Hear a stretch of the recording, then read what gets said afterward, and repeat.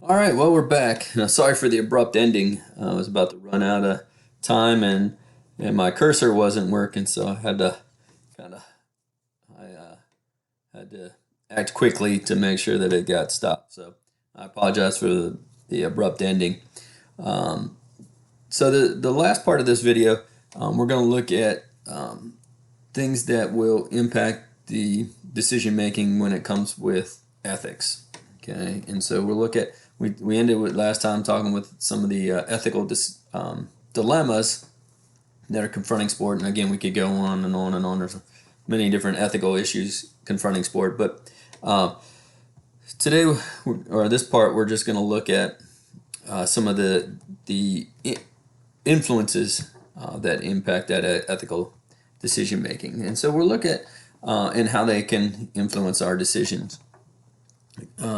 So is first and the most important one of the most important parts is in any time you decision make, and as we talk about these different models, one of the critical factors to decision making is just recognizing that there is a dilemma or there is an issue that exists there. So we've had the recent issue with technology and how cheating took place with the Houston Astros and the Red Sox to steal the signs from the other teams using technology and video cameras.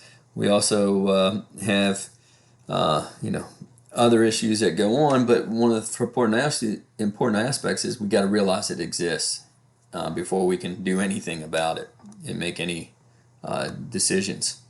And sometimes the process is complex. One of the things as we work our way through ethical decision making, sometimes there's some complexities to that decision making and the process that we go through to help do it. So try to simplify it, but sometimes it is complex, and there's a lot of deeper issues, particularly when you get into some of what the norms and the the expectations within a sport or a community that can apply. Decision making is the process of reasoning, right? And that's what we're talking about throughout the semester or our time together is how we can use reasoning to help us make good sound decisions. We're talked about values. We're talking about ethics. We'll talk about research. All things that help us make good decisions based upon reasoning. And what we'll find is reasonable people may disagree with ethical course. So, we may not always agree. Everybody on your staff isn't going to agree with the decisions that you make, or you may not agree with what the decision that a higher up makes. And it's not that any of us aren't reasonable.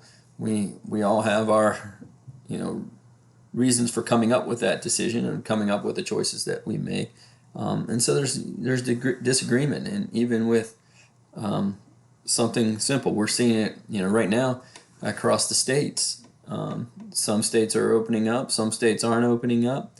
There's just differing opinions or with reasonable people, and they're not agreeing with what the ethical course of action should be. And not all of them are clear cut. Gosh, none of us have confronted something like this coronavirus. So there's a lot of gray area. We don't know, and so not all of them are clear cut. That's what the teleological approach suggests to us is what's the greatest degree of good, and who's it going to give that greatest degree of good to? The majority of the people, hopefully. And a lot of times there's seldom a quick fix when it comes to ethical decision making. And we see that these sound practices, sound management practice requires assessment of relevant information. And that's what we're going to do, and talk about as we progress probably into week 3, we're going to talk about research and the use of research to help us use that relevant information to help us make good sound decisions out there. Okay.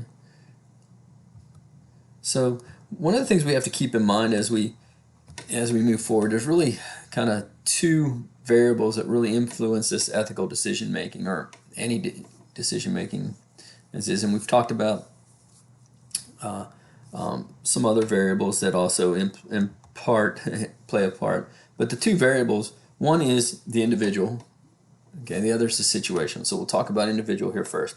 And that's going to be based upon the person. So the person's going to impact the decision making. Okay? One of the things we've talked about already, you know what's going to impact decision making based upon the individual. Values, right? Values play an important role in helping us decide and making decisions. Other things that we look at is, with that individual, demographics, more sensitive to certain issues than other demographics. So we have, a lot of issues in our world today, and some of them come back to demographics: white, black, Hispanic, people with money, people that don't have money. They're going to view different issues, dilemmas in a different manner based upon the demographic they're coming from. Personality. The personality is basically a relative, permanent pattern of traits that you have. Okay, are relatively permanent. And so, what are those characteristics that you have that gives us, people can, outside of you, can get a kind of good understanding of how you're going to react, what your behavior is going to be. You get a good idea of what somebody's personality is the more you're around them, because you get an idea of how they react to situations. And so we'll have to look at in each individual's characteristics, because that's going to impact their behavior. And then this idea of cognitive moral development. Cognitive moral development is that active process in which people learn behaviors are right or wrong, right? And so sometimes the demographics, sometimes our personalities, our previous history is going to play a part in us determining what right and wrong is. Some people may know that an action's wrong, but they rationalize it. One of the videos that I'll show you talks about, that I put online for you, talks about the three-legged stool, and the last leg of that stool, when it comes to ethics, is rationalization. So making a decision that may not necessarily be the right decision or a good decision, but you rationalize why you make it and why it's right in that particular situation. And so that social cultural variables aid in the formation of that what's right and wrong. Most of us have been taught it's wrong to steal, right? But when that stealing is the only way that you can get food for your family, does that gray it? Some people say, no, that's still wrong. Others will say, hey, that individual's doing what they can to take care of their family. Okay, so we learn what right and wrong is, and so it's an active process that we go through. Okay? So that cognitive moral development. The other side of it is situational. So we have the individual and we have situational. Situational refers is probably more important and difficult to navigate, because it's going to be based upon the situation that you're put in at any particular point in time is going to impact it. So our individual is relatively stable. You've been taught and you've developed over time, this is the way to do it. Situational kind of adjust based upon what's going on.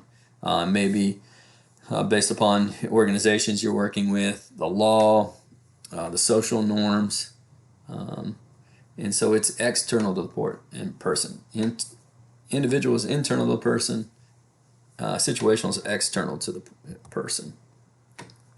So these cultural, social, and that happen within an organization. So when you go into an organization, you're immediately kind of go through cultural orientation about what it's like to work with that orientation, the expectations of within that organization, the practice and how they do business or whatever they're in, how they communicate with each other with that based upon that structure.